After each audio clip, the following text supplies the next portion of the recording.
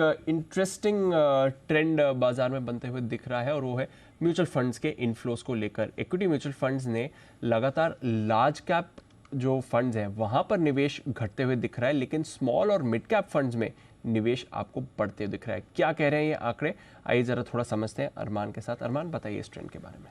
बिल्कुल, काफ़ी interesting data निकल के आता हुआ दिखा है। देखिए, अगर आप जुलाई 2023 की स्पेसिफिकली अगर आप बात करें, यहाँ पर जो टोटल इक्विटी म्यूचुअल फंड है, उसमें जो लार्ज कैप फंड की हिस्सेदारी है, अगर आप टोटल का अगर आप पार्ट देखेंगे तो लगभग 14.6% आती हुई दिखी है। इंटरेस्टिंग चीज़ ये है कि जब से एमफी जो है ये डेटा उपलब्ध कराने लगी है कि आपका कितना लार्ज कैप में है, कितना स्मॉल कैप में है, जब से ये डेटा आ रहा है उसके बाद से ये सबसे निचले स्तर पर आता हुआ दिखा है कि टोटल इक्विटी जो AUM है उसमें आप लार्ज कैप फंड का जो कितना परसेंटेज शेयर है।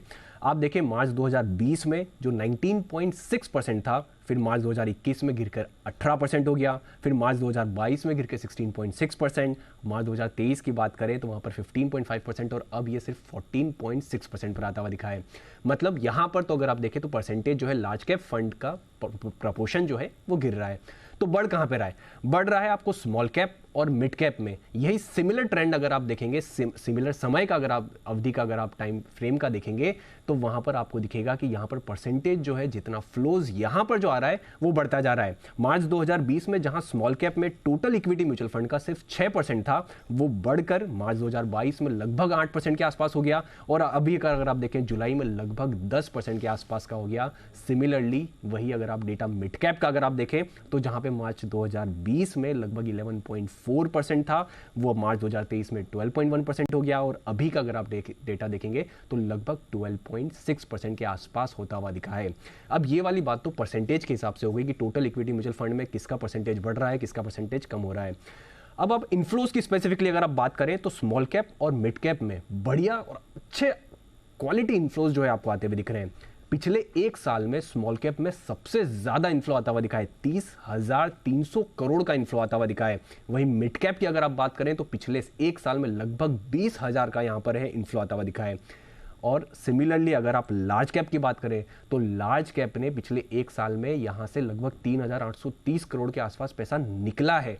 तो जो स्मॉल कैप में लगभग एक साल में 30,000 करोड़ आया है, मिड कैप में देखें तो वहां पर 20,000 करोड़ आया है। वहीं लार्ज कैप फंड की अगर आप बात करें तो वहां पे लगभग 3,830 करोड़ रुपए जो है वहां पर निकलते हुए दिखे हैं। तो ये ट्रेंड सिमिलर अभी के पैटर्न के हिसाब से लग रहा है कि पैसा लार्ज कैप में से निकल के स्मॉल कैप और मिड कैप में जा रहा है। इंटरेस्टिंग ट्रेंड है, लार्ज कैप में से निकलकर मिड और स्मॉल कैप में जा रहा है। ओवरऑल बास्केट भी बढ़ रही है और वो ज्यादा बास्केट मिड और स्मॉल कैप की वजह से बढ़ रही है। और हम देख भी रहे हैं almost on a regular basis पिछले 4 महीनों में तो मिड कैप स्पेस ने आउट परफॉर्म कराई है और जो अरमान का डेटा भी दिखा रहा है पिछले कुछ महीनों का, ये भी वही कर रहा है। और मिड और स्मॉल कैप्स में ज़्यादा इंटरेस्ट रखते हैं हमारे जैन साहब भी।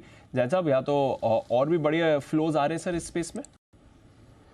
बिल्कुल बिल्कुल मुझे पता था ये सवाल आएगा। और स्मॉल कैप और मिड कैप की अगर कोई बात करे, मेरे से कोई भी म्यूचुअल फंड की बात करता, देखिए हम तो फ्रीडम डे वाले दिन बॉर्न हुए हैं, तो मैं तो फाइनेंशियल फ्रीडम की बातें काफी करता हूँ और एसआईपीज की बातें और म्यूचुअल फंड्स, क्योंकि जिनको अगर समय नहीं है म्यूचुअल फंड्स में लगाए और आंख मीच के मिड कैप और स्मॉल कैप फंड्स में लगाए। देखिए लार्ज कैप तो ठीक है, रिटर्न्स देगा, लोग बाग निफ्टी फंड की निफ्टी जो ईटीएफ है उनकी बात करते हैं, but small cap mid cap आगे भी बहुत जबरदस्त चलेंगे।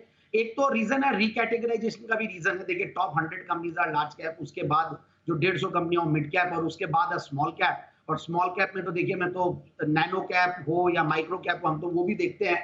और आजकल हालांकि 500 करोड़ के नीचे की कंपनियों का एक जो रिस्क आया नया ESM2, वो एक अलग बात है। But overall there are so many good stocks.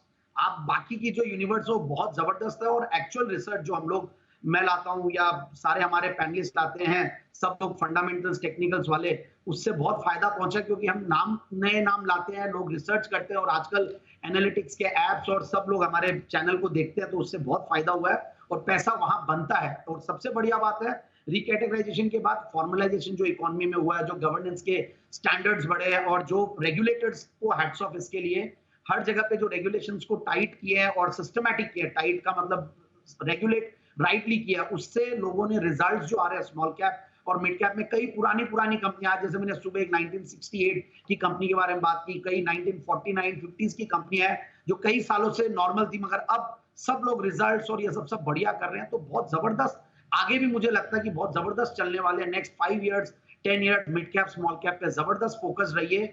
जहां भी गिरावट आए मार्केट में बिल्कुल ग्रैब स्मॉल कैप और मिड कैप ही कीजिए।